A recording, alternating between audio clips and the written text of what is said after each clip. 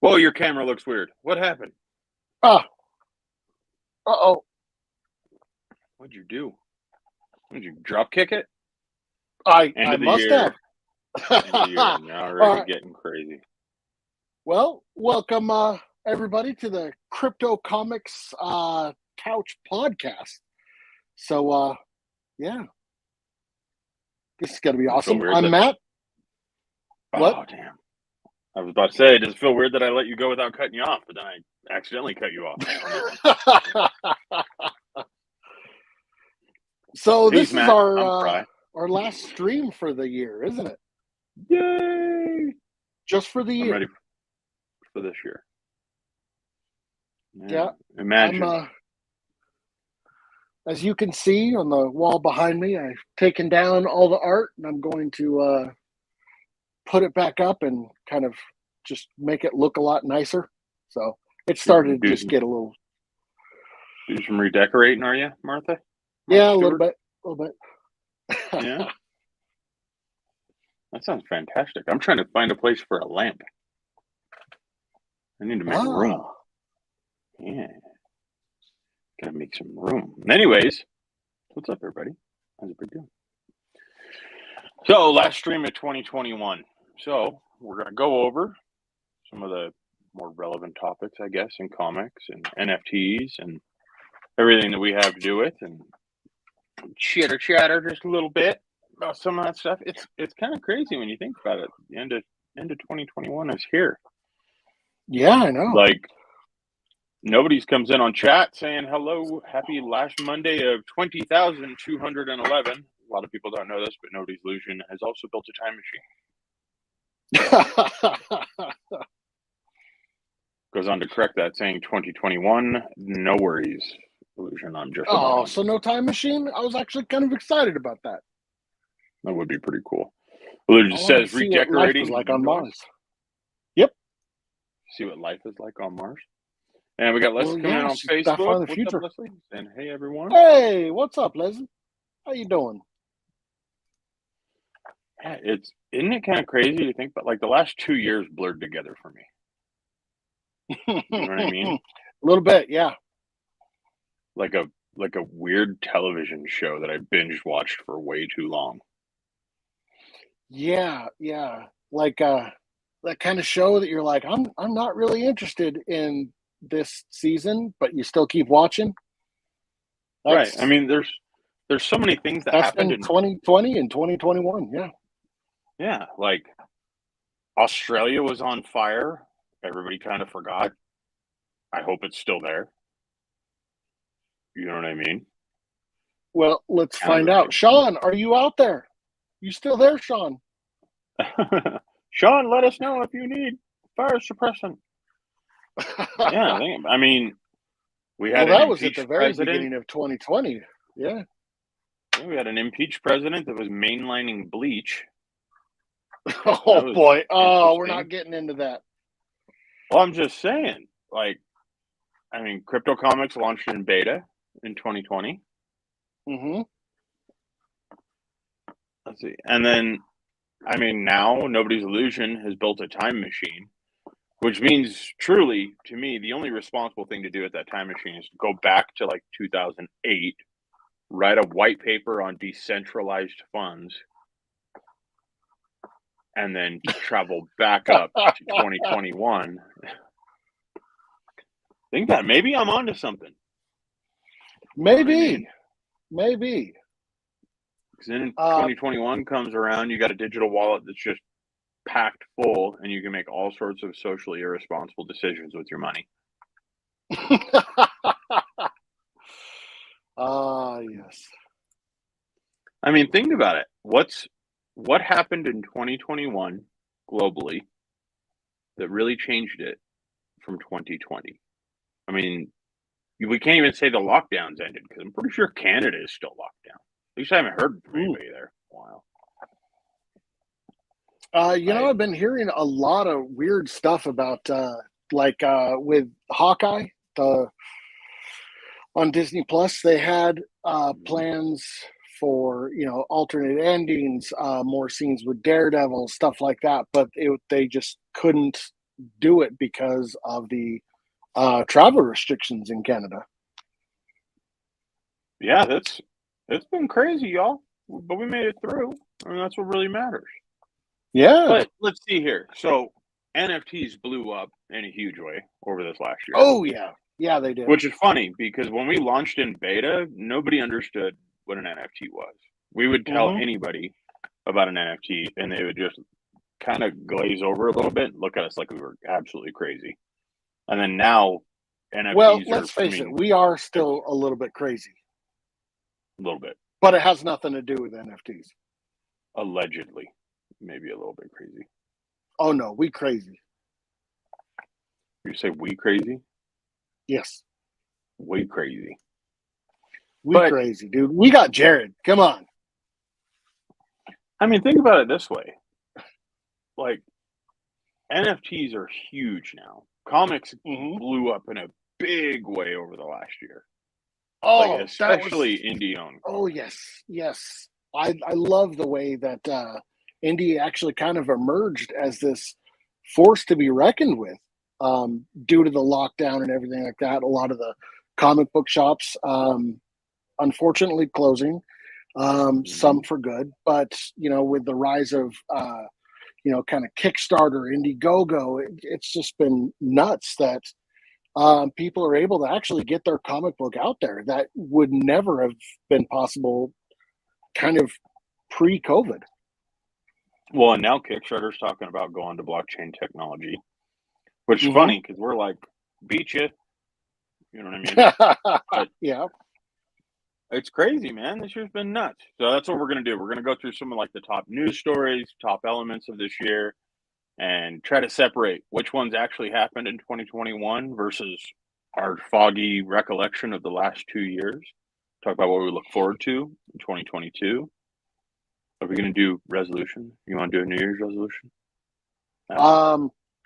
Well, my New Year's resolution actually doesn't have much to do with comics, surprisingly enough.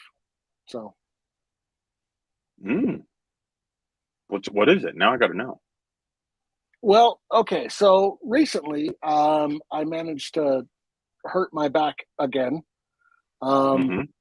Just doing some really dumb stuff, rolling over in bed, kind of thing. Pole vaulting. Yeah, we'll go with pole vaulting. I like that. Yeah, I was told, you know, need surgery to get it all fixed. So the whole idea, this New Year's resolution, is to just get it fixed and stick with it until like back to good. So that way I can, you know, start losing some weight and stuff. Oh, you know, awesome. it's kind of disheartening when you're looking at some people and you're like, that dude's fat. And then you're like, oh, I got 40 pounds on him. You know, so. That'll happen, though. That'll happen. Yep.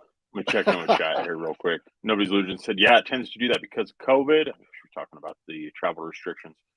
Leslie says, good, just working my butt off.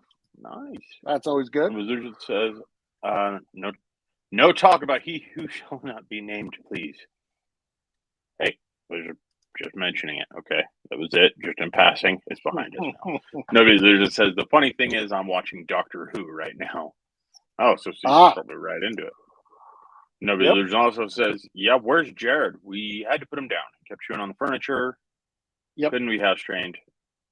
It was awful. No, he's off on vacation with his family right now. So he's probably listening to us because he tends to try to work at every damn opportunity for some reason, but he deserves a vacation. So yeah, that's where he's at. Nobody's Illusion says, my New Year's resolution is to read more crypto comics. That's not bad. I like that. Leave reviews. There's some really cool. Oh man. Oh, there was one that. What is the name of it? Hold on, I'm looking it up right now. Pretty memorable, huh? Pretty memorable. No, the Jetta. On crypto comics. one of the newer books to be released inside of the system. Yeah. I want to word it that way. With Mhm. a very Archie-like art style. Yeah. Yeah, that book's pretty rad. Had a good laugh at the conversation that Jared had with the creator on that too, right on the page. Really? It was pretty funny. It was pretty funny, yeah. Actually, you're on the page right now. Let me do this. Mhm. If you scroll down,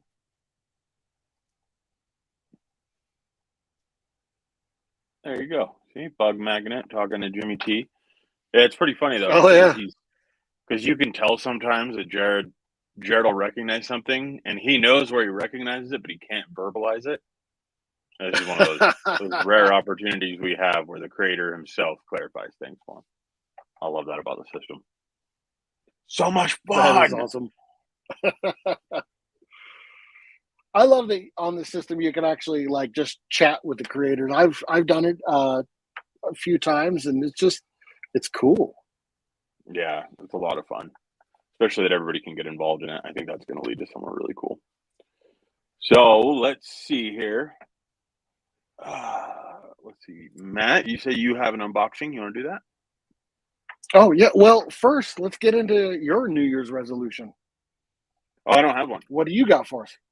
I don't ever set New Year's resolutions. I'm Really? lame like that. Yep. Are you one of those people that like used to set them and then give up by January 10th? No, I don't set them. Like I set goals throughout the year rather than like one day because everybody's doing it. You know what I mean? So let's try to stick with those goals as I go. I like that. That's Guess very I'm weird cool. like that. All right. So I got this box. It's a big old You box. got a box. Congratulations on your box, Matt. It's from Vivid Publishing. So I did already cut it open, and I had to laugh. Here we go. In it,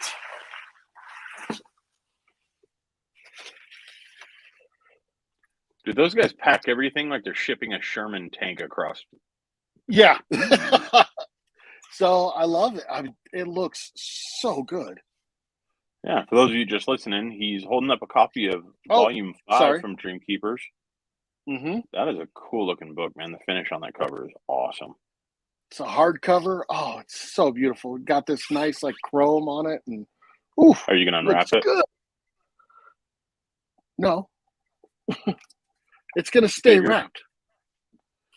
Figured. That and a bookmark. Nothing wrong with a bookmark. Those are really handy to not dogmark or dog ear the pages. Dogmark? Why did I say dogmark? If somebody dog-eared a page in a comic, I don't think my sanity could take it. I would lose my mind. It's justifiable homicide. I'm gonna be honest with you. Murdoch comes in and says, "Newbie here. Is it digital content that you publish?" What's up, Murdoch? Welcome, first of all. Hey, and yeah. to answer that, a lot of the stuff that's in our system is also available for print through the creators that have published it. But what we specialize in is a digital marketplace that converts comic books into NFTs. We also do things like living art journals and everything like that as well. So yeah, everything is digital that we work with. And he's got a nice slab of a G.I. Joe in there, though. Now, tell me about that slab. Pretty sweet. Les says, maybe I'm weird, but I don't ever set New Year's resolutions. I always have goals that I'm working on through the year. Yeah, same here. Yeah, and depending on what minute you talk to me, my goals are probably going to change. So I'm good about that. Let's see here. So next up, we got a blog post. Happy holidays from Crypto Comics. Yeah, this one, it was fun. I got to say it. It was fun. So basically, I just kind of rewrote the Night Before Christmas, but had to add in some, Bug Magnet and Dream Keepers and, all that kind of stuff. And then there might allegedly be something in there for you if you read it. I'm not saying what it is. Nudge, nudge. Yeah. Murdoch says, "Oh, okay, I see." Nobody's Leader says, "I enjoyed the blog post. Very creative." Well, thank you for reading it. Well, thank you. Thank you for reading it. All right, let's see. Should we And start with comic news or NFT news right now for this week? you know what? Let's jump right into comic news real quick because there's something that, artist Ryan Bodenheim I've always passed pronounced away. it Bodenheim. Okay. Hopefully that's He's worked at just about every major publisher you can think of. He's an artist. I have kind of two pictures here, so you can see his art style, and amazing artist. I passed away the 20th at the age of 44. I haven't been able to find, what actually what he passed away from, because that's pretty young. So yeah, definitely. Well, it sucks, man. It's a definite loss. He's very, very talented. Oh yeah, and from amazing everything artist. I've read, he was a great person too. Oh, let's see here. So next up, to keep us from sticking on dark topics the whole time, sorry guys. Marvel promises. Oh, this isn't even a. This is a dark topic too. What the hell? yeah. Marvel promises the death of a Fantastic Four member at their teammate's hand. Now, what I think they're doing here, and basically they're saying it's going to be a fight to the death between Ben Grimm and Mr. Fantastic.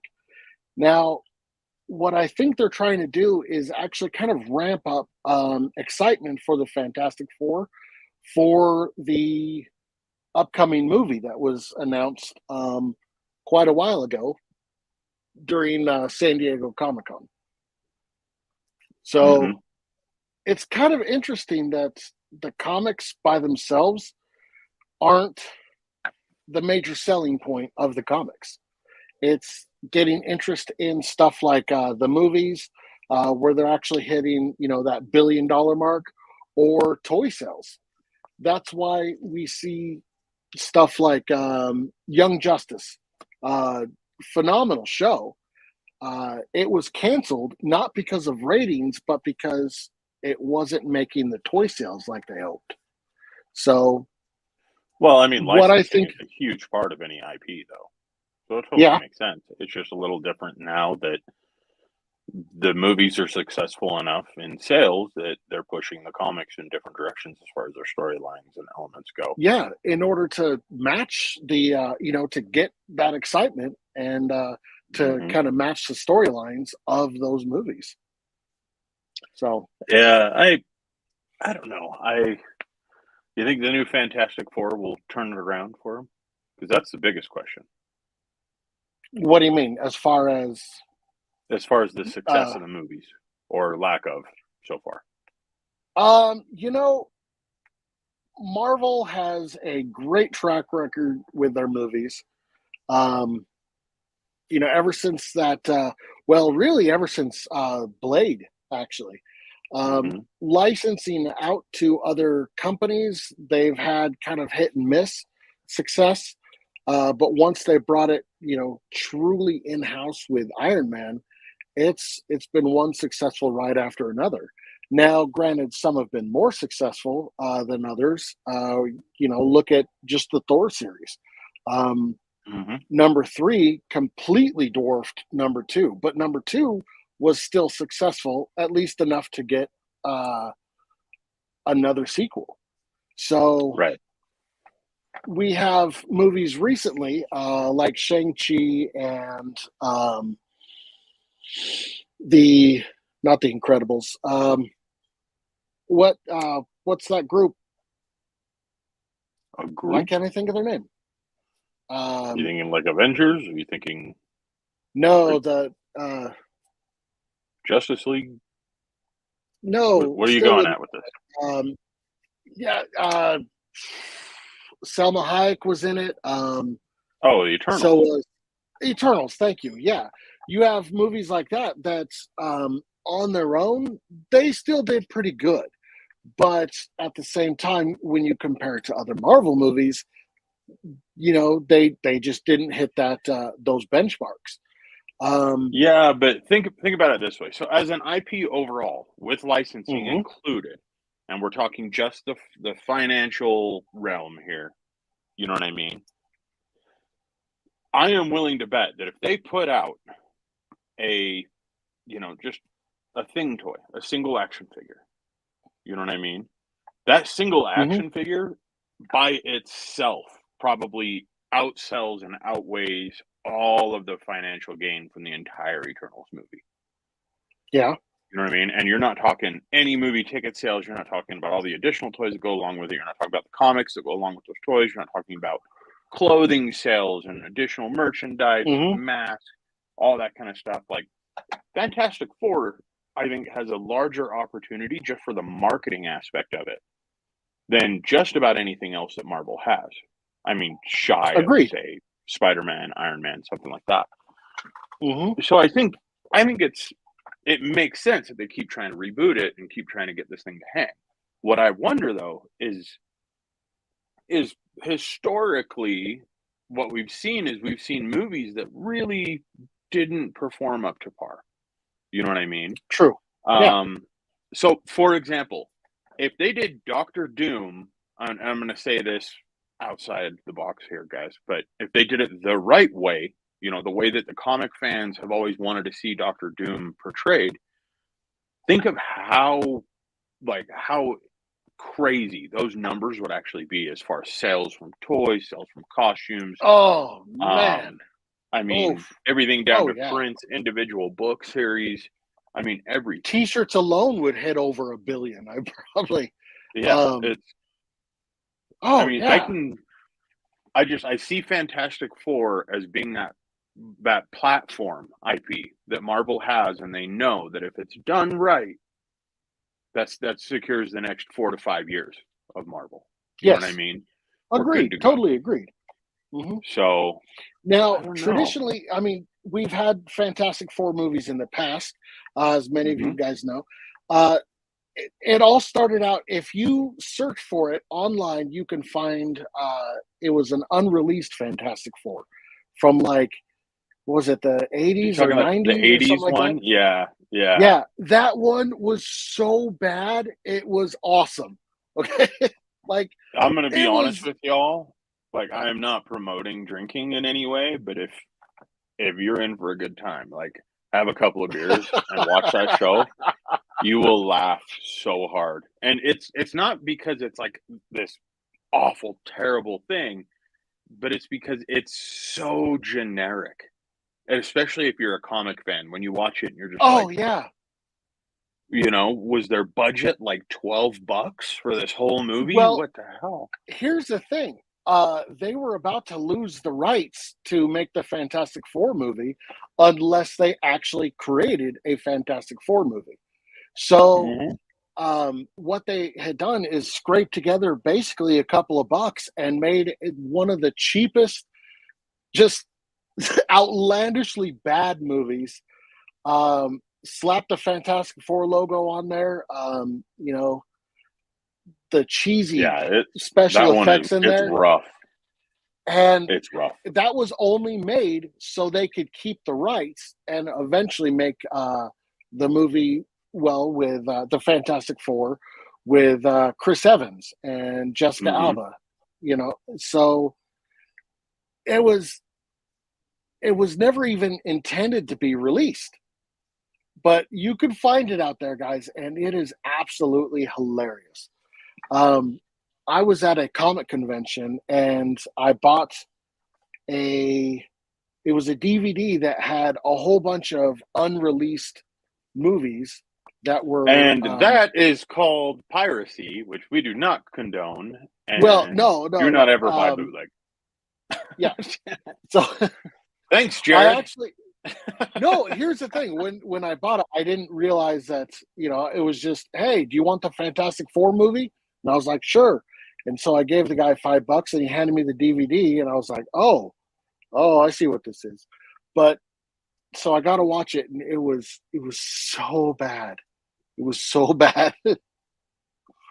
Murdoch comes in and says the toy sales factor in this thing, OMG.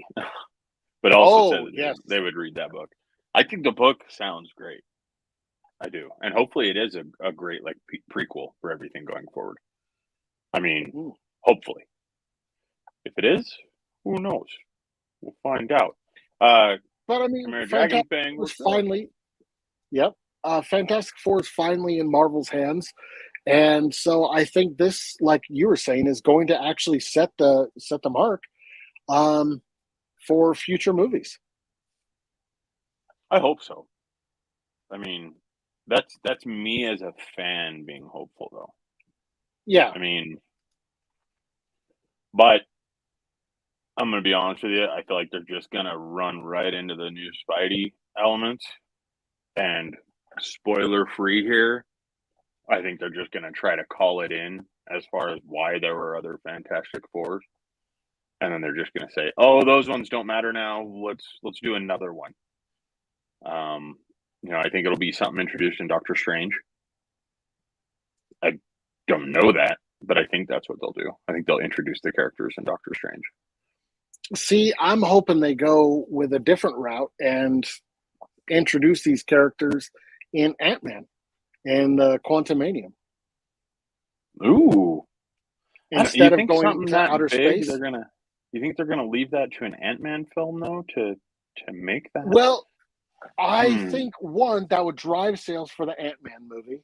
And I'm not saying like they're going to just flat out be all, hey, here it is. Here's the Fantastic Four origin story. I think they're going to hint at it and give you, like, for example, Black Panther in Captain America: Civil War. I maybe not even to that extent, but I think I'm hoping they're going to be a slight character. That's either going to, maybe while they're in the quantum realm, they see Ben Grimm, or something like that, and they're helping them escape. And then in their own movie, we get their story. See, I think it's going to be a little different than that. I think that what they're going to do is, I think during Ant-Man, the characters are going to get into some trouble, legal trouble. I think they're going to use that as an opportunity to take Daredevil and pull him officially as an element, not just in the same world as the MCU, but as an element of the MCU. Because right now, I can't say too much because we're not at the 2-week mark. But right now, for those who know, there are ways of telling that he is not forgotten, kind of a thing. I think they're going to utilize that, and I think they're going to use him as like a hub character. Well, I think we are going at to the utilize 2-week mark. him. Are we?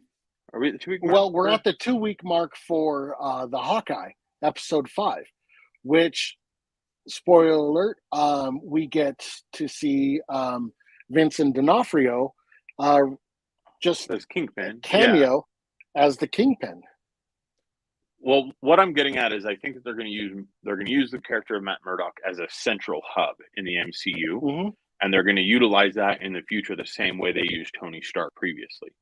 Because if you look, it was always Tony Stark was just a central hub of all these different characters. It was how the Avengers were, assembled. Sorry, were that way, but you know what I mean. It was how Spider-Man was brought into MCU. It was how even the more basic characters of like Happy or like Piper, and how that factored all into the MCU. It all centered around Tony Stark's character. And I think we had the introduction with Phil Coulson. Yeah, I think to do that, well, and see, Coulson was kind of the original hub, but they just didn't really keep with it. I mean, they kill him off, and then I think that what they're going to do is for the very first Avengers movie. Yeah, if you haven't seen that one. But I think what they're going to do is they're going to use Daredevil as that central hub going forward. I think they're going to set that up with Ant-Man because it wouldn't make any sense in Doctor Strange. But I think they're going to set that up with Ant-Man, and I think that from that, that's how they're going to propel each of the characters I guess, unison, how they all come together, because they're not going to be doing an Avengers, level movie anymore. It's always going to be individual characters, unless I get my way and we get Secret Avengers. Well, from what everything I've looked, they're actually building up to kind of the Secret Wars. So we are going to get, the individual movies that will, kind of like with the first Avengers leading up to Endgame, where they just sprinkle in little bits of a story that overall will make, one giant blockbuster.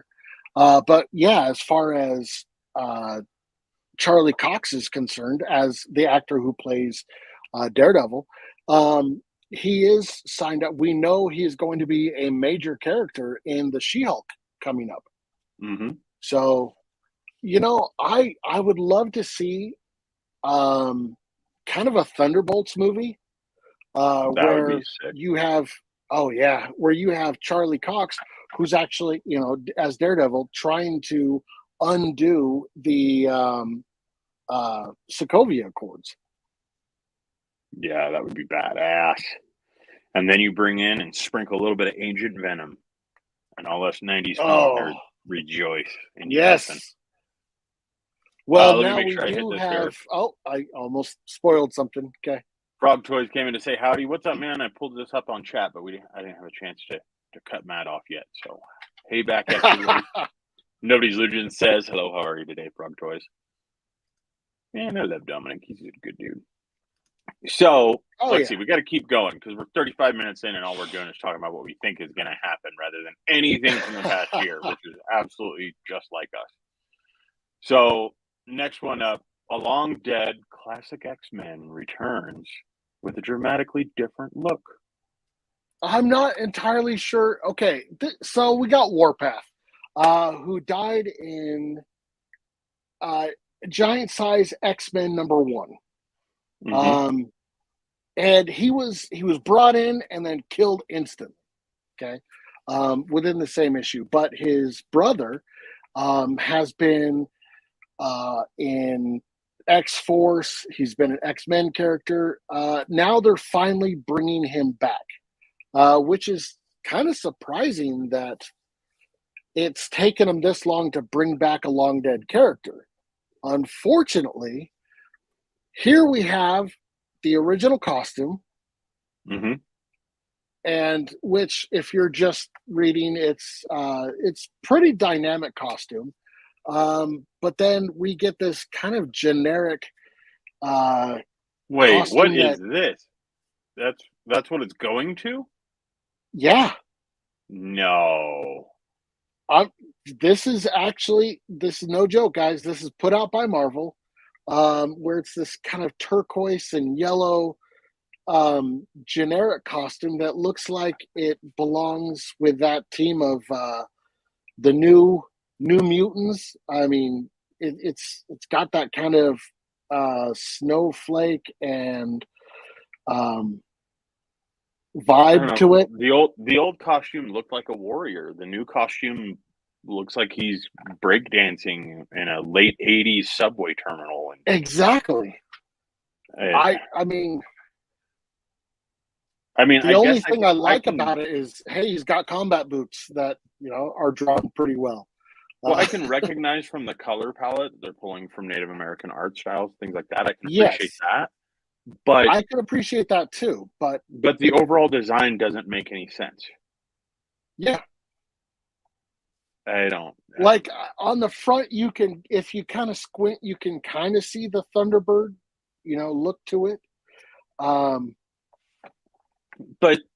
not, I mean, the old one, it was right there in your face, man. It was, an aggressive character, and it made sense. Like, he was an absolute badass. The old version looks like if you were to meet him in a dark alley, he's going to hand you your teeth. This guy, the kind of newer version, if he looks like he's going to sell you the hottest mixtape off of SoundCloud. Exactly. There's no threat to this character. I mean, aside from the fact that he might try to sell you illicit drugs at an EDM concert, no. It, oh, I love. Yeah, I'm going to be nobody's honest with you. illusions comment here. I don't think this is bad, to be clear. But I don't think it's Oh, I think anywhere it's as horrible. good as what it was. And I feel like I think it's horrible so because there's maybe something to they compare introduce to. him this way and he develops more of a character backstory and then gets that badass costume, maybe. That nobody at Marvel let this thing go without there being a very specific plan for it. You know what I mean? Because I mean, look at it's the branding alone is just gone. If that didn't say Yeah, Thunderbird on it, even people that have read X-Men 1 wouldn't know who that is. Maybe with the hair. Maybe. yeah, that kind of weird mohawk thing. It's like a high and tight with that turns into a ponytail. Yeah, maybe that. Yeah, I don't But know. that's I don't know. You know, because it even just then, it like his doesn't. knives are gone. You know what I mean? And Well, that was like the big part of the character before, is he always had oh these yeah. sick ass Bowie knives. It's I don't know. Oh, hold on, let me check in chat here. Nobody's loser says, "Wow, talk about a generic costume." And Hmm. then the old version looks like he's about to beat up the new version. Exactly. Okay, you know what? I don't We're like it. already on this subject. You know what I mean? This is one of those things that we got to bring up, guys. And I'm sorry, I know that this has caused a lot of discourse and dissonance over the internet, especially over the last week. But when I say that Marvel had to have a plan, clearly I could be wrong. So what we're looking at right now is the updated Punisher logo. Because now Punisher's a ninja. Well, see, I don't even get ninja from this icon. Um, I don't even. Well, I don't know what I'm looking at. It's like okay, this so kind of spoiler devil alert horn. here. Yeah, so spoiler alert. Punisher has sided with ninjas. So now instead of rifles and handguns, he's using swords. It's, okay, cool. Well, But in doing that, recently, he is shedding his image in order to do so as a ninja would. And this is what's come from that. However, if you look on social media, the only thing you're going to see is stuff about how, the old logo was appropriated and, this and that. I'm going to be honest with you guys, just read the comics before you read like all this stuff on social media because they mhm. have a reason for changing the logo. They have a reason for that logo being more in tune with what he's doing now. The problem is this logo doesn't do it. I mean, This like you logo is said, just horrible. I hate it. yeah, it's kind of hard to look at. You know what I mean? Mhm. Um, I don't know. I So don't know, man. yeah, there It's has been some pushback to Marvel for a few years now, actually, to essentially change the Punisher logo because, like you had mentioned, it has been kind of appropriated by some groups that Marvel's like, we don't want anything to do with. What are we gonna do? So they finally did change the logo, and in the comics, gave it a story as to why it was changed. But this is just horrible. but I'm going to be upfront and honest with you. We say that right now. We say that we don't like it. Okay. But that's the same thing that people said about Beta Ray Bill when he came out because everybody was like, there's no way Thor can be a cow. And they were wrong. So maybe we're wrong. So, speaking of which, when Beta Ray Bill came out, I actually was one of those people who was like, I don't like it. Now I'm like, watching the MCU movies, especially the Thor, I'm like, give me some Beta Ray Bill. Come on, give me some Beta Ray Bill. So, yeah, I can kind of see over time it might grow on me. I don't know if it will, but it could. I don't know, man. I'm throwing my hands up. It's a little rough. If you're a Punisher fan, we don't like change. And maybe I'm just acting Now, off of that. Wait, I no, hold have on. seen. Nobody's Oh yeah. illusion comes in chat and says it looks kind of cool, or is that just me? So see, maybe there is. Maybe there are people that are going to look at this and say, hey, perhaps they like that it's streamlined. Perhaps they like that it's not quite as aggressive, or maybe they're seeing something different in there, which could very well be it. I mean, I don't want to spoil too much of the book. If you guys have a chance to read the comic, it's fantastic. I got like a digital version so I could check it out. And Mhm. and there's a reason for a lot of the styling of it. Like there's a reason behind, the horns and everything like that. It's just not as apparent as a Punisher logo at first glance. You know what I mean? Yeah. I mean, to me, the first time I saw it, I thought it was Surtur from Thor. I thought You thought it was. that was a Oh, logo okay. for Surtur. That's for those of you who don't know, if you've seen Thor Ragnarok, that's the big fire demon with the crown. Mm-hmm. And that's honestly what I thought this was. I thought it was just kind of like an artistic take on that. But who knows, man? Who knows anymore? Well, see, when I first saw it, I seen it on the Punisher, and it was just a picture that somebody had sent me. It was like, "Are you seeing this?" And my first thought was, I wonder if DC is trying to rip off Punisher. Like, No, I'll be honest. they have Batman for that. I'm kidding. Batman doesn't kill anybody yet. Unless you Nobody's watch the illusion movies. says, now I can't see it as that. Sorry. I don't mean to ruin it. That's just the first thing I saw. Yeah. All right. Well, let's keep going with the gravy train here because we're 45 minutes into it. We're still not talking about what's going on this year. Why? Because we're terrible at this, guys. We're not very good podcasters, but we try. So let's see. All right. NFTs in 2021. So been a huge year for NFTs. Again, a couple years ago, nobody had any idea what we were talking about. You all thought we were crazy. Mm-hmm. Now you guys are like, oh yeah, I got homies that are into NFTs. Yep. See, you're welcome. You're welcome for the friendships. So let's see here. So should we just go through some like the bigger stories in it? There's that relevant news article. You already got it up. Yep. In Art News, they report like some of the best news articles as far as NFTs. So we got CryptoPunks. I love how these guys listed as the OG NFT. They're not. They aren't the OG NFTs, but they are very successful NFT. See, I heard of Crypto Kitties long before I heard of CryptoPunks. I don't know if that was still like the order that it came out. At first, their first they gave round. Mm-hmm. Wouldn't it be nice to have a handful of those now? Yeah. But, yeah.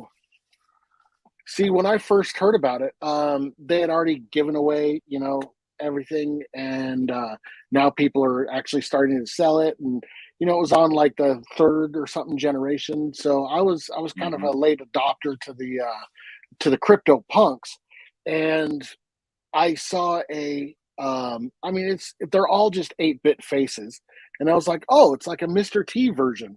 So I went to click on it, the buy now, and it was like $4,000. Never mind, cancel. And now you're wishing you would have. Well, I think the cheapest one right now is like $61,000. Really? I think so, if I remember right. We'll get into a little bit more about CryptoPunks in just a little bit, but yeah.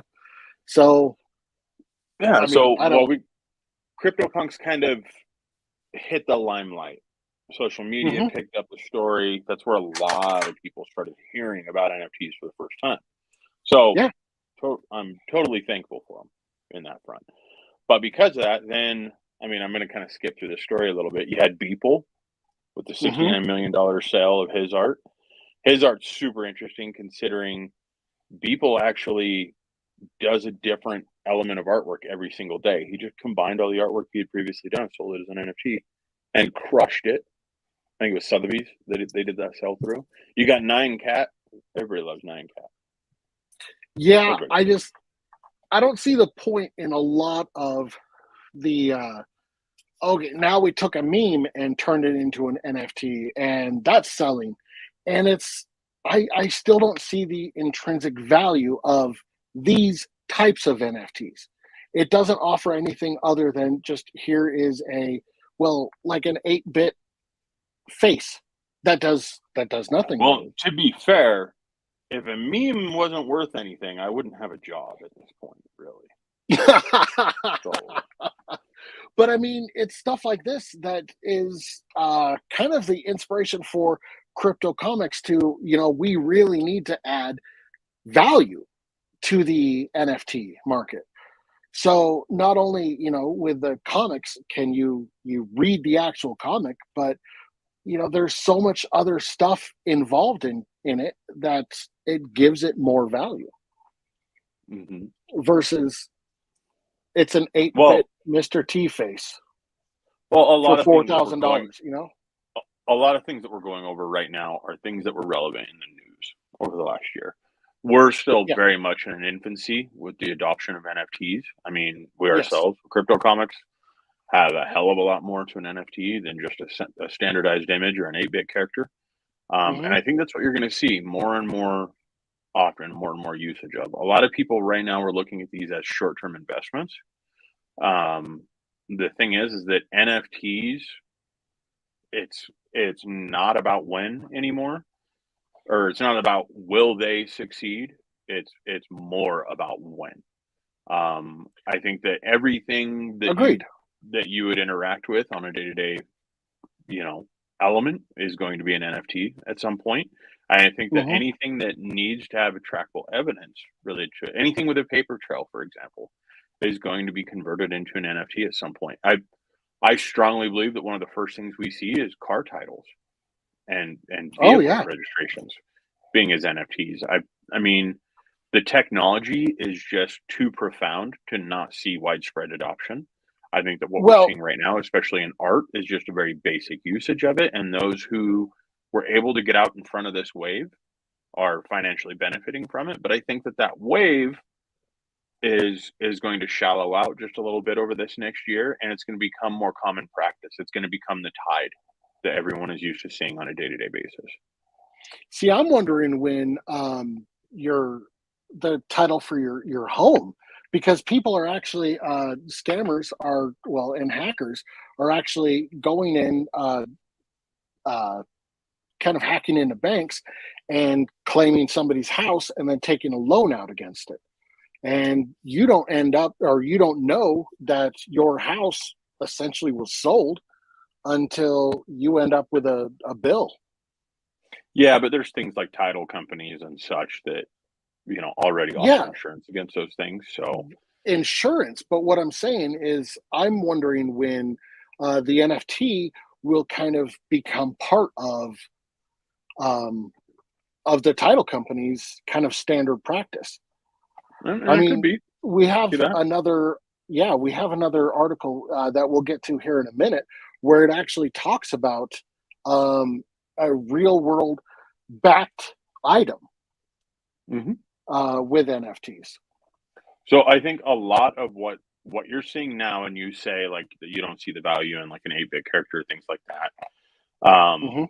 I think a lot of that is also driven off the fact that you have personally seen what an NFT is capable of becoming. You've seen more than just about anybody on the face of the planet. And so it's kind of an unfair assessment, because that would be like asking someone that works for Tesla that just got done driving the next generation of Cybertruck that nobody's seen yet. You know what I mean? And then having you go back and look at like a Ford Model T with a truck bed on it. And so instinctively, I think you characterize things and you look at what's possible with NFTs. And just because you're looking at something that right now is older. So a lot of these things that we're talking about, these are sales that happened this last year. So these are elements that were made well before that or posted up. Again, like CryptoPunks was given away for free years ago. And so you're looking at these old uses of technology when it was in its infancy, just now gaining widespread adoption. So I think it's pretty easy for you to look at things and go, well, why would that be worth anything? But I think that a lot of those will still hold their value just because people are going to want some of these first NFTs. I would agree with that. It's like a collector item. But yeah, you do make a really strong case there. It's just stuff like the McDonald's McRib, which that I honestly own has one. rubbed me the wrong Keep way. talking. I know you do. I know you do. But what I'm trying to say is I don't see the value in, hey, I have a picture of a McRib that, I mean, and let's face it, the McRib isn't that good of a sandwich. Yeah, I think it's delicious, and I think you are wrong. And if you were right, they wouldn't release it annually. Well, actually, the there's some Well, reasons that it's actually, released. We're not getting into that. okay. So here's what I'm going to get into. Okay, so to someone who knows what this is, and right now what I'm doing is I'm holding up a GoPro battery. Oh, okay. Right. I can see that. This Yeah. has a value. This has a very real value Yes. based off of usage, based off of actual value of ownership, based off of everything. Hmm. You know what I mean? This has a value. If you don't own a GoPro, then this is nothing more than just a disposable battery to you, more than likely. You know That what I you mean? can't even use because the shape Right. and everything like And that. I think right now, NFTs that we're reporting on, you look at them as this battery. You don't see the purpose. You don't see the understanding. You don't see the value. So it doesn't have a value to you, which is understandable. But this car title, everyone can recognize it has a value because it's Exactly. ownership Yes. of a vehicle. What Hmm. I'm getting at is you comprehend the fact that an NFT can be used for more. Because keep in mind, with what we do with NFTs and allowing creators to publish the blockchain, reach a worldwide Hmm. audience, do all these amazing things, to someone who isn't into comics, they may be looking at it as this battery. Yes, And so and I just could, from because, that analogy, I'm looking at the whole GoPro, and okay, we need the battery, that kind of stuff. I do right. understand where you're getting it. Yeah. But if you know that you're never going to touch a GoPro, it may not have a value to you. You Mm, know what I mean? And that's where I okay. think NFTs are right now, is I think that it's just finding those people that have the value in it. So Bored Ape Hmm. Yacht Club, for example. Someone like me has no value in it. Why? I am deathly afraid of sharks. True. This is honestly Yep. true. This is why I don't Hey, see a value in that NFT.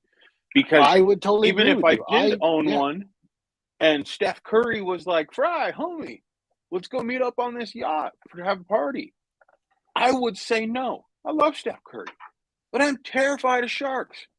You are not going to get my white butt out there on a big old boat in the middle of the ocean partying with a bunch of NBA players. I don't want to be shark food. I can understand why some people really want to buy them, for Hmm. for the elements that come along with ownership, but I don't want to be shark food. And so, it's the nice thing is that it's such a prolific. Thank you. I had to get that word out. Otherwise, it's Hmm. bothering me. It's such a prolific technology, NFTs, that I think even with what we're doing with NFTs right now and what we're doing with different creators and different collectors and things like that, we are still only seeing the very tip of what's possible. Yeah. And everyone Now, knows Matt loves the tip. oh, you went there. Now, when it comes to like fine art, we have Beeple, um, stuff like that actually have made digital art into something that is just as valuable as the physical art. Mm-hmm. So once again, I see the value in that. I love fine art. I really do. Now, 8-bit characters, it has its place, like you said. I understand that.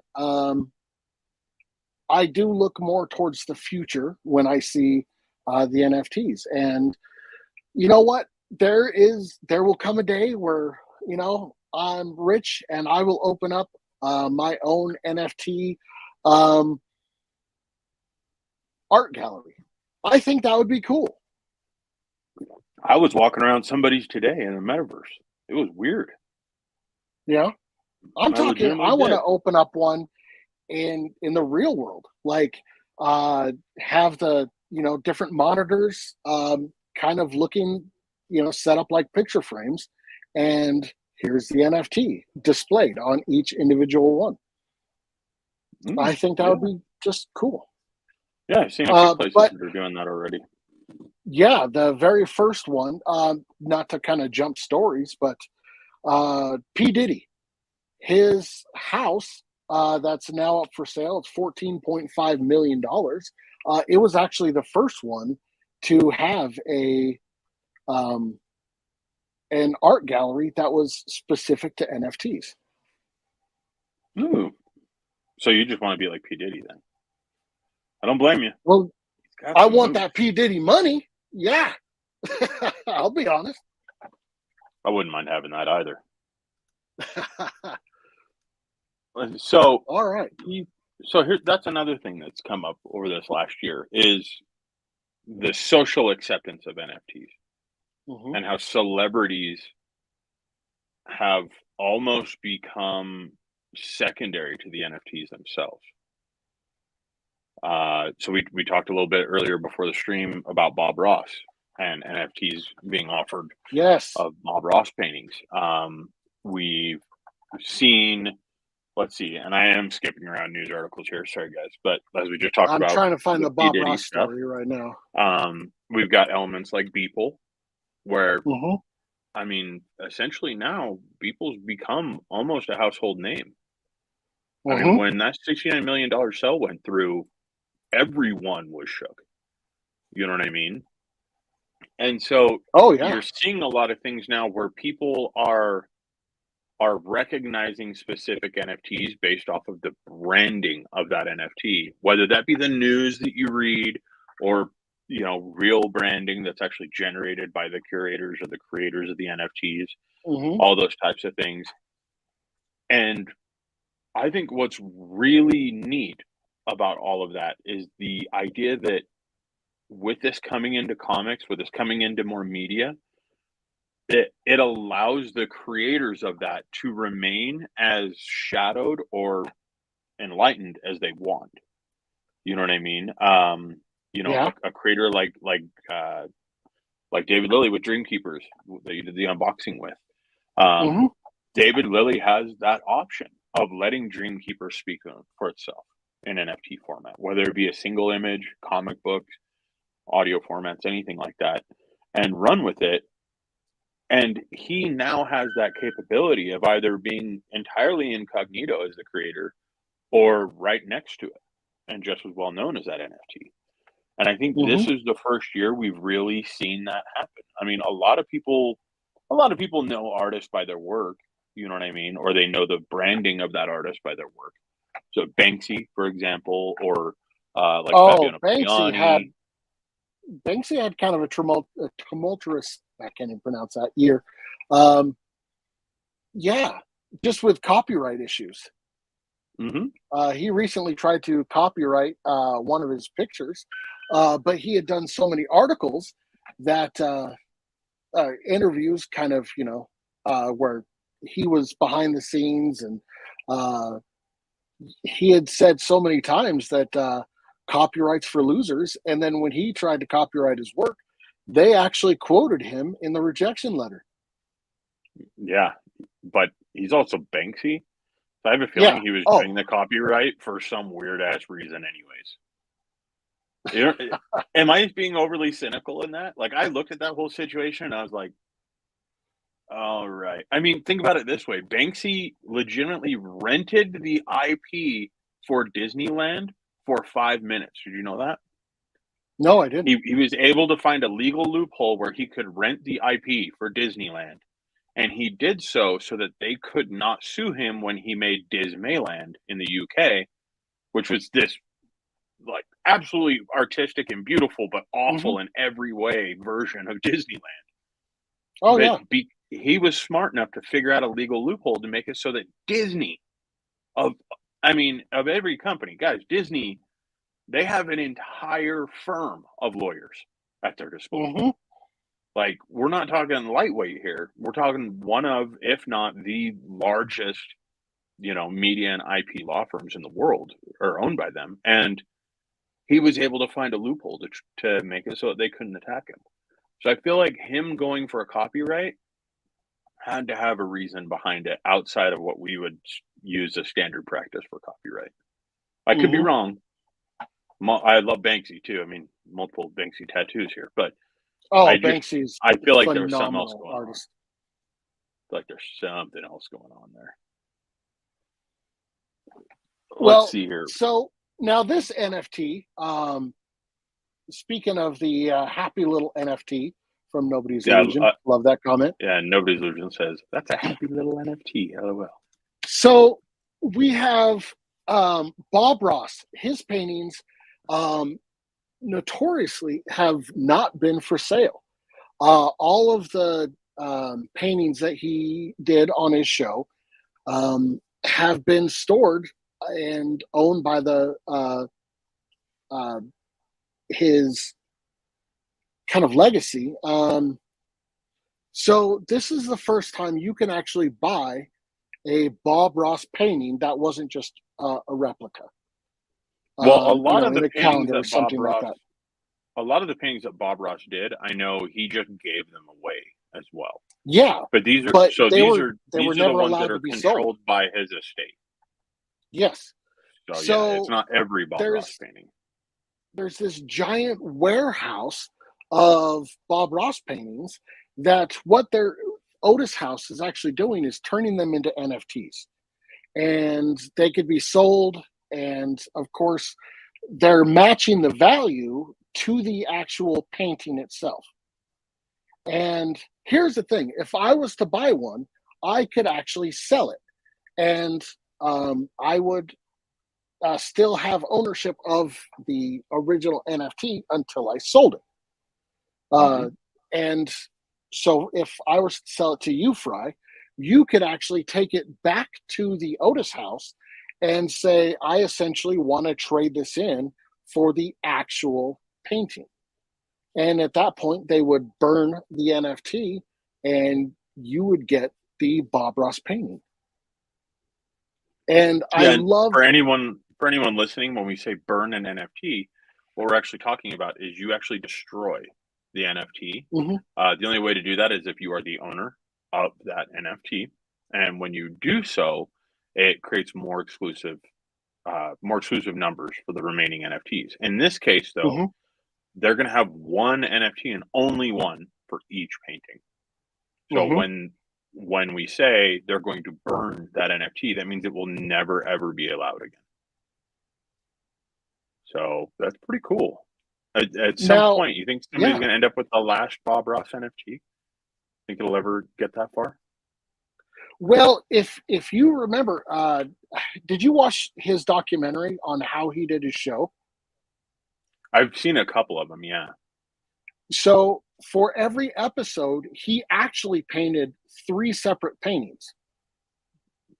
So are we going to end up with one NFT that's, per episode, or are we going to end up with one NFT per painting?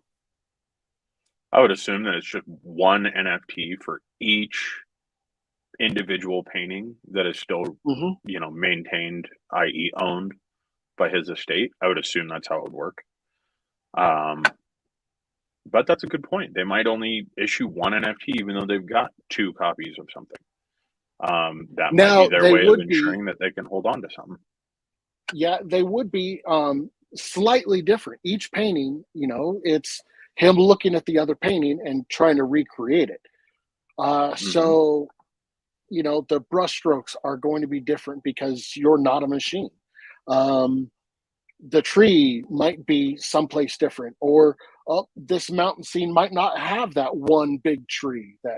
Because it seems like every episode he would be like, oh, now let's put this weird mark right in the middle of your picture. And you're just sitting there like, no, he's ruined it. And then he would turn it into the most fantastic, realistic looking tree. I got to say, Bob Ross. I want to know if I can get an NFT of Bob Ross's afro. That's what I want to know. Just the afro itself? I just want to claim ownership of that afro. Dwight says, I was walking around Brock Pierce's brand new real life NFT art gallery in Puerto Rico a week ago. It was rad. Oh, that'd You be know what would so be cool. amazing, Digital Dwight, is if you recorded those type of things that we could put it up on our YouTube channel. There we go. Like a certain creative director had asked. But no. Jeez. I go to Denver. We go to Mile High, and it's like we got friggin' camera equipment strapped all over us. We look like Ghostbusters running around that dang place. Dwight goes all the way to Puerto Rico for Bitcoin Week, and he sends back like 3 paragraphs. I'm like no, homie. Well, let's see here. Namek over on YouTube says Vor Red. Not really sure what that is, but we're going with it. We're with you. Nobody's Illusion says, wow, that's cool. This is still like one of my favorite lines I think that's ever happened in our chat, though. That's a happy little NFT. Oh, geez. So, I don't know. What do you think? What are you looking forward to as far as comics and NFTs go for next year? I'm not allowed to say exactly what I'm most excited about. That's fun. Jeez. Well, if I say it, I guarantee that you would show up at my house within minutes with a shotgun. So would Joe, and Oh, okay. I think so. For me, the first things that I am looking forward to most is a lot of people in our chat know that we've worked with like different creators, especially recently on their campaigns for crowdfunding elements that they were working on. And we've got some specific NFTs that are going to be going out to those backers. I'm not going to name any one creator out here or any type of book, but I have seen firsthand what a lot of these guys are working on as far as that first NFT that goes out to those backers. And I will say that if you are a backer of those projects, you are going to be very excited because I think it's absolutely industry changing for both NFTs and comics. I mean, what some of these creators have put together is badass. I can't say much more than what that. I didn't want to say. Gray. I know it's kind of gray, this is but the area I wanted to talk about. yeah. And everything that's going into these NFTs. Hold on. Digital Dwight Calwhite comes in and says, I've got some videos. Maybe I'll turn them into NFTs and sell them. No. If that were the case, we would have sold Jared as an NFT years ago. Wait, can we do that? I don't know what the law states as selling a person as an NFT. This just in. Fry is listing Jared for sale on Crypto Comics.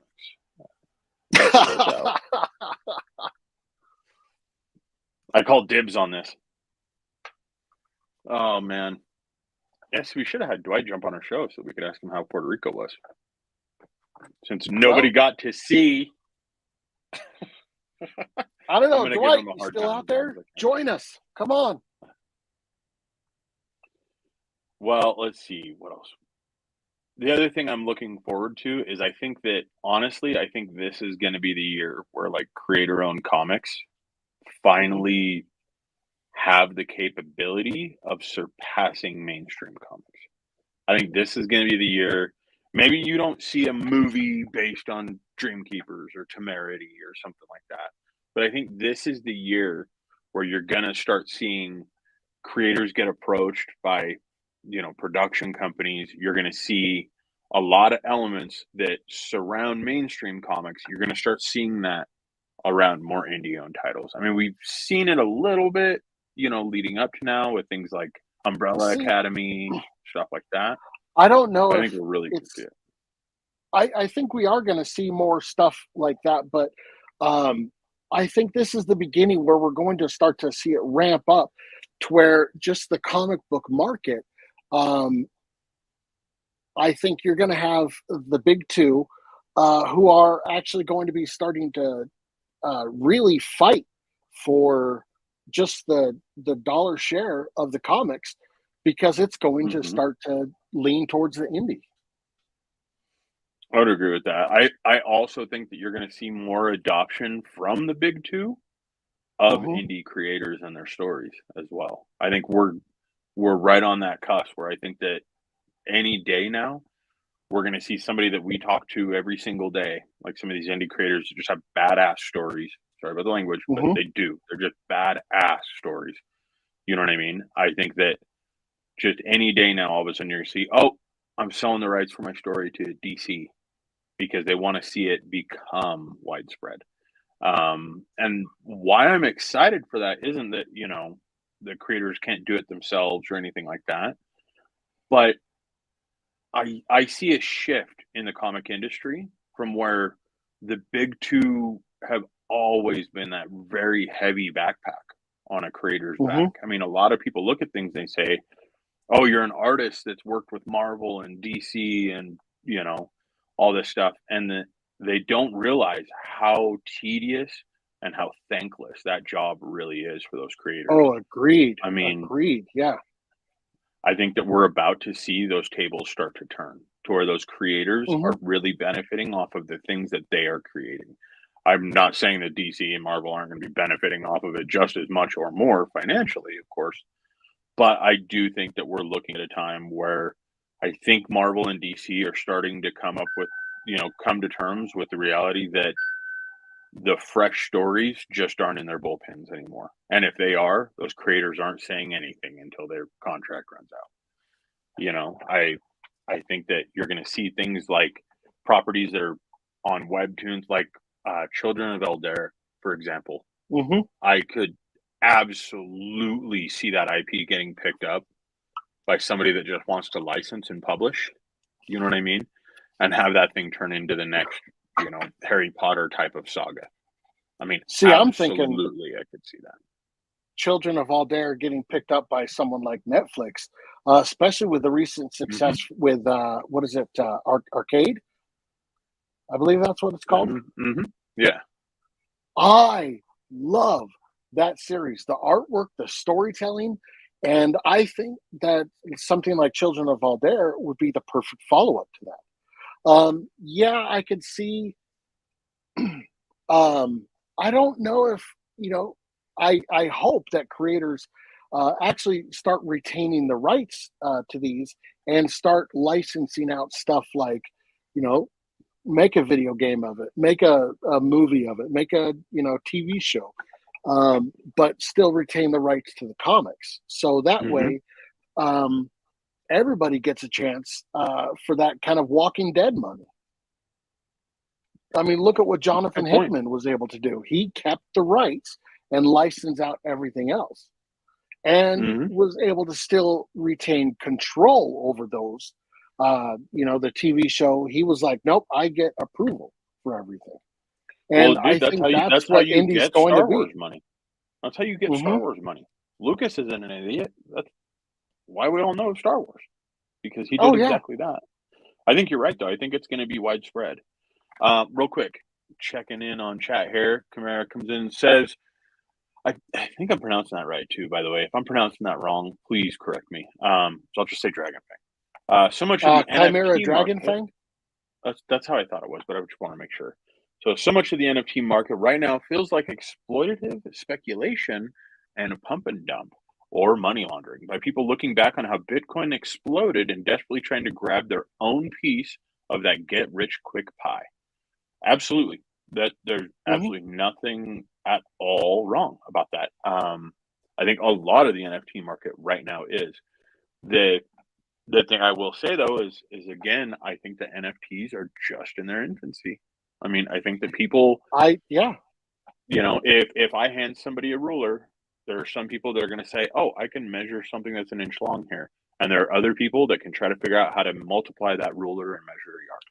And I think that's what we're looking at. We're right in between those two things. Um, So and I guess my pronunciation was correct. All right. And then continuing on, Camaras also says, not to mention the rampant art theft that's plaguing a lot of artists right now who are seeing their works ripped off and added to NFT marketplaces without their knowledge. That is a huge problem right now. well, there was actually in the news about that very thing. Let me see if I could find the article right here. You're talking about the Hellboy stuff? Yeah, creator Mhm. Mike Mignola warns fans. So basically, what's going on is in so many NFT markets, you see a whole bunch of Hellboy stuff, and Mike Mignola and Dark Horse are all saying like, "Hey guys, we didn't make that. That's not Right. us. This is unofficial. It's not licensed by us." And I think um, eventually, just the marketplaces themselves are going to start cracking down on this and be like, "Hey, you don't have the rights to create this NFT." Yeah, so this is a slippery slope as far as this topic goes. Hmm. And so I'm going to continue on with this as that kind of as a disclaimer here. This isn't financial advice. Don't take our show as financial advice, guys. We talk about things we're passionate about, and that's that. Outside of that, though, what we're seeing right now is almost a two-way street as far as what is theft based in NFTs. On one hand, you've got things like this, this Hellboy story. What they're actually talking about is a very, very good creator who does essentially set work for, using the Hellboy creator. Now, if you go to any convention, any comic convention, let me clarify that way, Hmm. you are going to see multiple artists making their own version of Spawn and selling prints. You're Yes. going to see multiple copies of Harley Quinn, multiple Batman, multiple Superman. You know what I mean? That Now is you're an talking industry about people who standard. are just doing prints. Right. That's an industry Hmm. standard and something that we will always have. More times than not, it's that creator's way of paying homage to a character that they appreciate, an art style that they appreciate, but doing their own take. You know what I mean? And Hmm.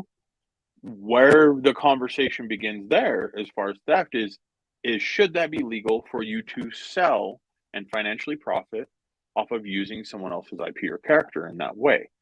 I am going to be totally honest with you, and this is a personal view, not a view of crypto comics.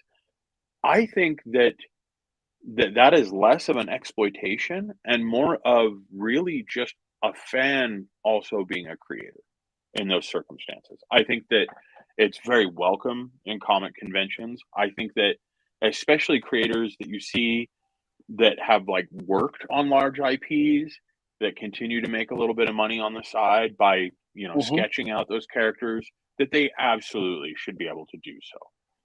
I don't think Well, it takes away from the value of the IP. That being said, I do actually, believe manga.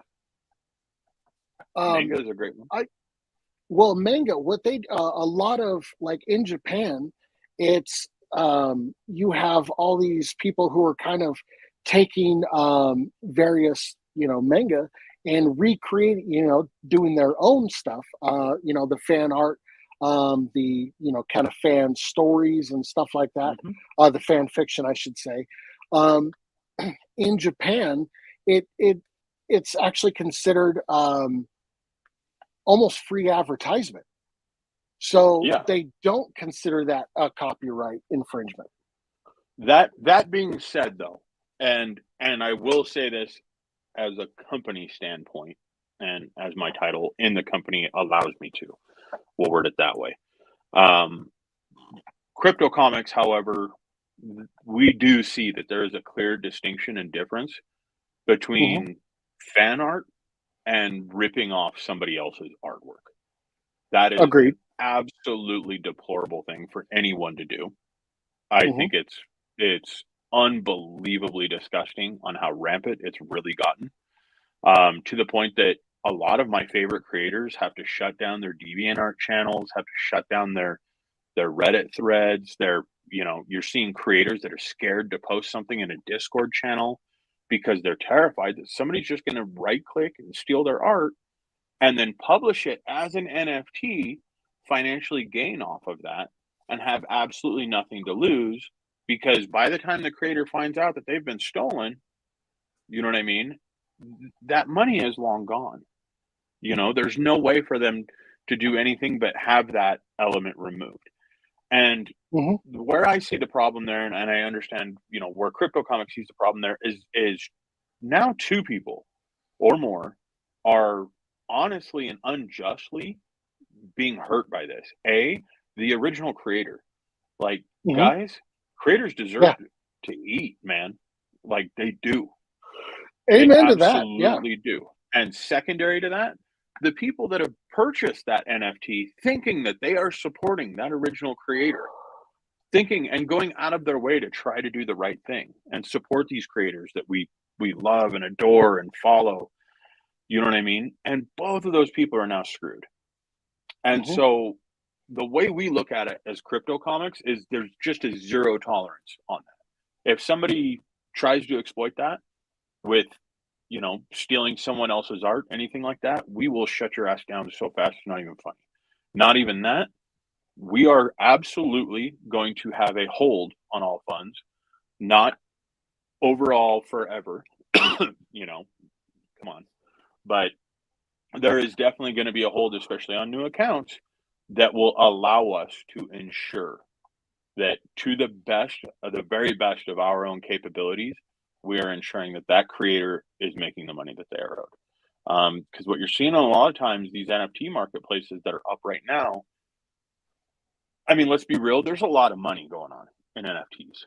And it'd be absolutely wrong of us to say, oh, well,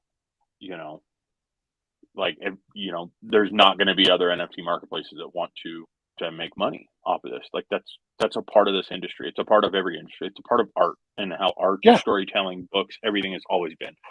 And the thing is that we started this by going to creators, by talking to creators, asking them what would work for them, finding out what would work from their point of view and from their standpoint to every benefit of a creator. And that is where we stand. I mean, we are collectors that appreciate those creators, and we essentially just expect everyone else in our system to follow suit with that.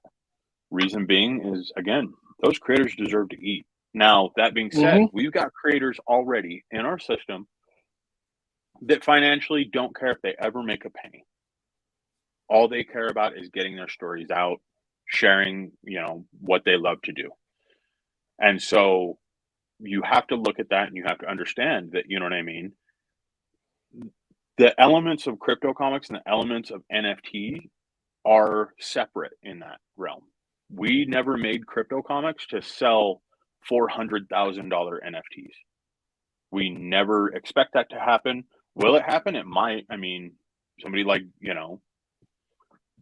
Sean Keenan or one of these big name creators inside the system might come up with a one-of-one comic that the only way you can get is by dropping crazy amounts of money, and that may happen. But what we really built this for is our own love of going down to a local comic shop, spending $5 and picking up a new book. And we wanted to ensure that the creator would financially benefit from that. So all these people that are stealing art to create NFTs, like, they suck, man. You know what I mean? I'm not a violent person, but that makes me want to be violent. Sorry about that little soapbox opera there, guys. It just pisses me off. Like, don't do that. But make fan art at the same time. Just make your own damn fan art. Well, you had said a long time ago, kind of the benchmark of an artist to kind of see where they are is to draw Spawn. Because of how that's my favorite thing. Yeah. Oh yeah. Yeah. And I love it. I'm a weirdo like that, guys. When we go to conventions, that's what I look for. I look for how they drew Spawn. So ever since you said that, I've been afraid to draw Spawn. Dude, Spawn is one of the most difficult characters to draw.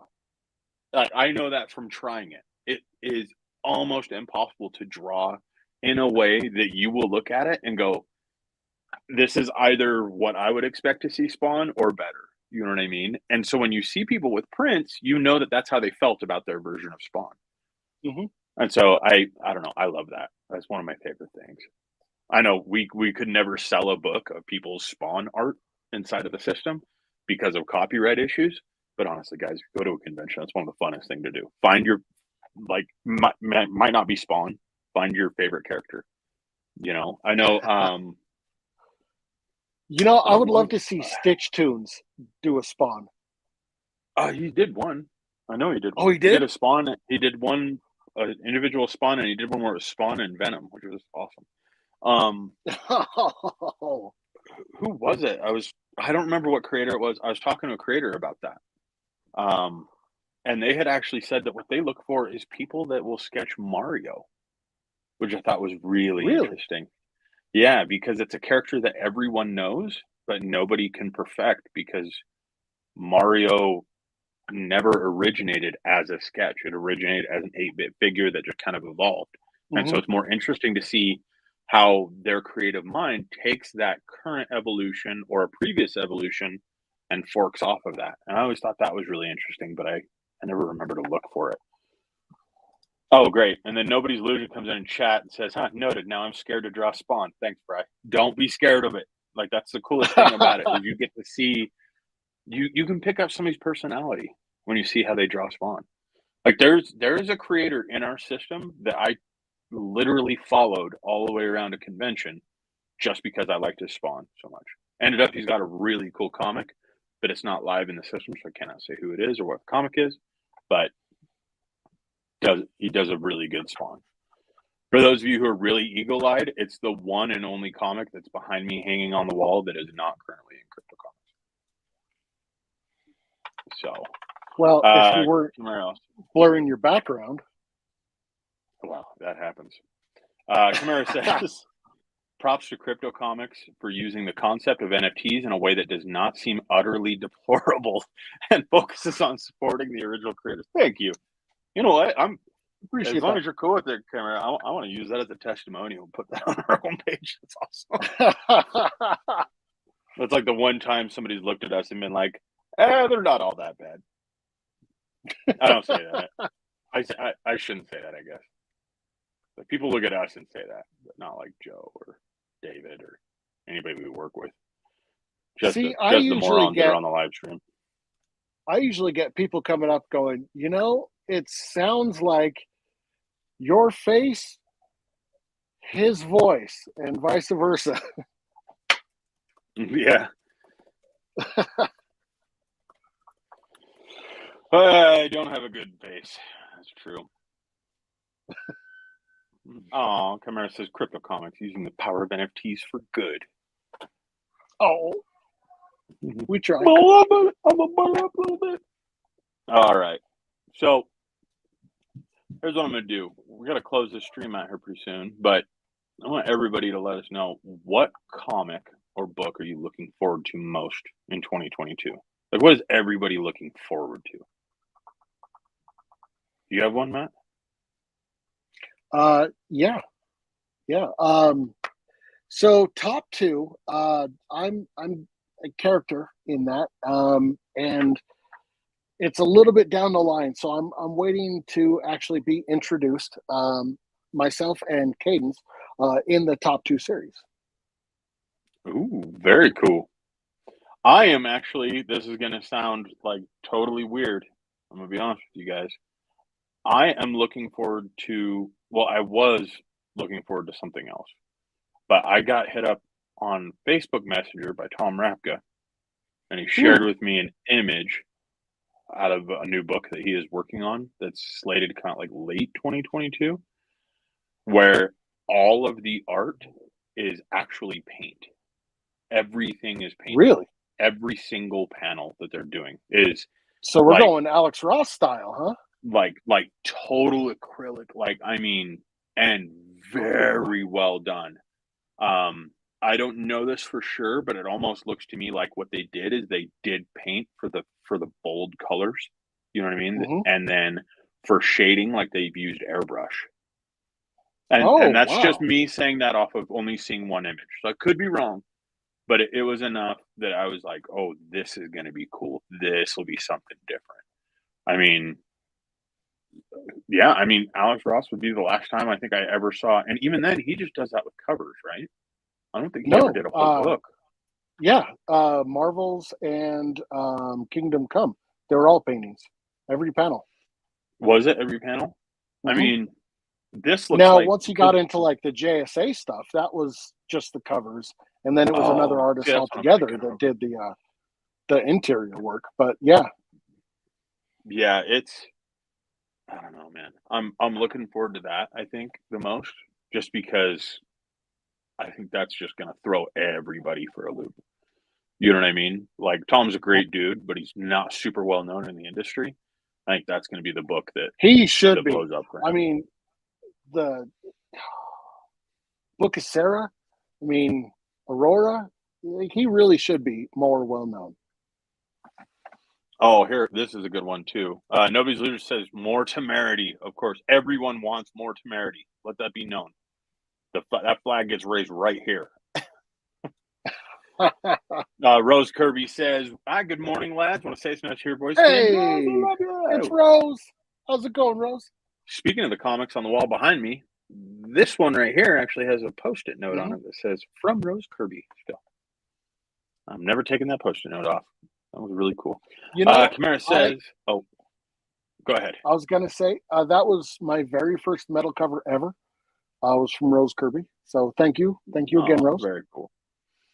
Chimera Dragon Fang said, "I'm not sure if it's coming out next year, but I'm looking forward to Reagan Lodge's Wyatt. The art is so pretty. I don't even know how to pronounce that. If it is Wyatt or if you're supposed to say WYIT. I think it's Wyatt. That's what I thought. I think that's what David told us. Yeah, Reagan Lodge is sick. That dude is so good. Like, if you guys don't or haven't had a chance, Google him. Like, there is some really cool stuff that Lodge has put out. Like, we actually got introduced to Lodge through CouchCon with Dreamkeepers with Vivid. And yeah, his stuff is fantastic. Plus, he's hilarious. That dude has like a funny, like a brilliant sense of humor. I had a good time talking. And then Kamara says, "Other than that, I'm so far behind on my reading, I'm not even sure what's coming out when or what's popular right now." But that's the beauty of 2022, man. Is it doesn't matter what's popular anymore. Everything is. I was gonna say, forget about what's popular, man. You find a good story, well written, drawn beautifully, and you'll be happy. Who cares if it's the #1 selling comic out there of all time or something like that? Just enjoy the story, man. Enjoy the ride. Leslie says, "Have a good night and day, everyone." See you, Leslie. Thanks for joining us. Thanks, Leslie. Kamara says, "Seriously, I think my pile of books I own but haven't read yet may be taller than I am." That's what they make long you boxes can see for. all my long boxes in the background, guys. Yeah, we just call that retirement plans. You got to have something and then to do. Underneath the coffee table, I got even more long boxes, all full. Way to do it. It's a way to do it. Actually, those are all full of just Kickstarters that I haven't alphabetized yet. Lord, you alphabetize your Kickstarters? Boy, I don't do that. Really? Yep. I keep this shelf right here is just my most recent ones in case I need to pull it for anything. I keep the most recent from each creator that we work with on streams or in the system. I keep their book right there so that I can access it really quickly. All the rest of it all goes in a long box. I don't alphabetize or organize anything. They're just all there. At some point in life, I'll get that creative and go. Like, I'll build an actual office or something, but until then, I got my quick grasp shelf. See, I'm looking at actually building some shelves. Well, kind of a drawer for all the long boxes with my dad. Like my dad, just kind of a fun little project. Nice wooden. Maybe get. He has a CNC machine, so I do like a carving on the front of just some random comic character. So, have you seen the price of lumber lately? You understand that those shelves will probably be just as expensive as the books that are going in them at this point? Well, that's why it's just the cardboard long boxes right now. Yeah, I was going to say, man, I'd stick with the long boxes and just keep building up that collection. Again, I'm not here for financial advice. So, you looking at any Kickstarters or Indiegogos? I don't know if we're allowed to talk about any of those. Well, we get an inside edge where we know about them usually a little bit before everybody else finds out, and so I don't want to say the wrong thing here. There is one I'm really, really looking forward to.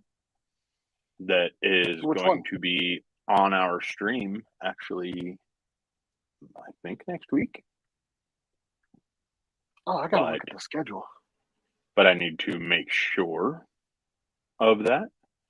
I don't know. Let me find out really quick. Give me 1 second. I'm gonna ask for permission.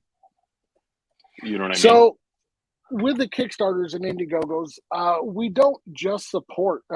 Keep in mind that anytime that we're doing the open boxing or stuff like that, it's actually our own personal money. Like this isn't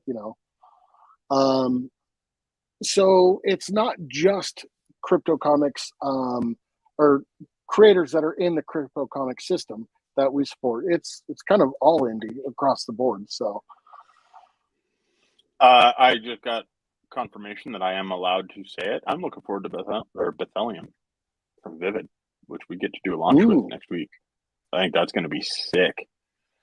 Yeah. And if you guys have a chance, check out Firebrat. All right. Most people don't even know it exists. But go to Vivid's website. I didn't know it exists. Dreamkeeperscomics.com. Yeah. Oh my gosh. Firebrat is so good. That book is. Oh, yeah. I got it. I was dying laughing. I love it. Love it. I wanted to do a stream before Christmas with David and those guys on that book so badly. And we just couldn't make it work with all the logistics and everything. But yeah, that book is fantastic. You were with me when I found it because we were in Orlando. I had no idea. And they had a copy of it just sitting there at their booth, and I was like, "Wait a minute, what is this?" You know what I mean? What do you mean you have a Christmas book? That book was awesome. Oh, hold on. Rose here says, "I'm looking forward to all the comics that I got from Indiegogo on Kickstarter." That's always a good thing. It's like a year of new comics. And Camara says, "Firebrat is great. I got it via past Kickstarter a while back." Yeah, we had no idea that was even a thing. We had never heard of that book. Yeah. It just kind of went under the radar. Rose Kirby says, "Please try and watch on Instagram New Year's Eve. I'm going to go live, Fry. Please try and answer the question before Thursday the 30th. Yes, please, Rose or check Rose. Yeah, I'll definitely check it out. I'm terrible with Instagram, I'll be totally honest with you, which is probably a terrible thing for someone into marketing to tell you. But yeah, I will do my best, and if I can, I'll just be in your chat saying hello to you. So yeah, with that, I say we wrap it up, dude. Last stream of the year. It's been a pleasure, Matt. Yeah. On to bigger, better things in 2022, right? Well, new year, new wall. It'll be awesome. Yeah. I know you want to get it out of your system. Do you want me to bring up the Melania Trump? Got an NFT platform now? No. I know you want over there on the other side of the room. Okay. No. All right. All right, guys. Thank you, everyone, for being with us, especially been around for the last year. We really, really appreciate you guys. Make sure you like, hit share, subscribe, do all that fun stuff. We have no budget. It's what we do.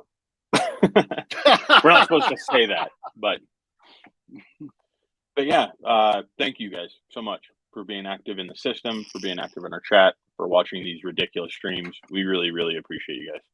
Most definitely. You make it so we don't want to kill each other. Joining us. Yeah, if you're just joining us, go back and watch a bunch of the old stuff. It's good for our numbers. That would have been way better if I could have kept a straight face the whole time, but I just started cracking up halfway through and saying, "What do you do?" Oh, jeez.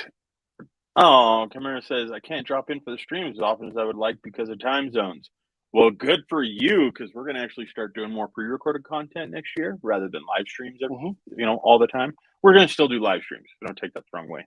But we're working on figuring out ways of doing more convention coverage, event coverage, interviews with creators that are going to be pre-recorded, things like that. Because a big problem that we've noticed lately is that a lot of the people that are in our system and active, it's not just time zones, but they're on the other side of the planet a lot of times. And,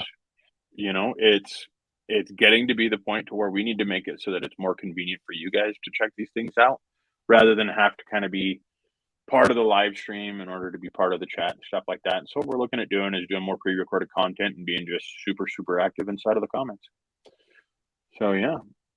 Oh, and then Camera says, but I'm off work this week, so I can stay up stupid late. Well, now you tell us. We could have scheduled so much stuff around that. And then Rose says, hey, what about the trailer for Doctor Strange? Or Universe Matters, what do you think of the trailer? I am excited for the trailer. For those of you guys who haven't seen the trailer, go back and watch the What If season 1 on Disney Plus. The trailer will make more sense and should get you more excited. That's all I will say, other than yeah, dude, it's a good time to be a comic fan. Oh, yes, it is. See, I still remember back in the day, I got beat up for, you like comics, nerd. And now the same people are like hitting me up going, hey, what's the story with this guy? Oh, well, let me explain it to you. You know what's amazing is my 6-year-old nephew came up to me and said, Uncle Andrew, how did Deadpool get his powers? And I realized I'm that guy now to another little generation who's like, hold on, I got a homie that knows all this stuff. I mean, I had to give him like the wrong answer because he's 6 and he hasn't seen the movie or anything like that. And I'm like, I can't really tell him how Deadpool gets, you know what I mean? So I'm like, he was in the army like your dad, you know what I mean? So it worked out good. Well, you just go with the mutant aspect and call it good from there. Yeah, I mean, you just summarize it a bit, Gotta let him find out in his own time. So again, though, thank you guys for being a part of this. We really appreciate it. We are looking at some big things coming up, and watch for some very big announcements coming up very soon. A lot of things are changing. Guys, if you only knew. Yeah, way to leave it on a cliffhanger.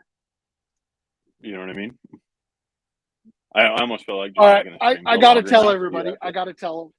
All right, everybody, this is what's going to happen.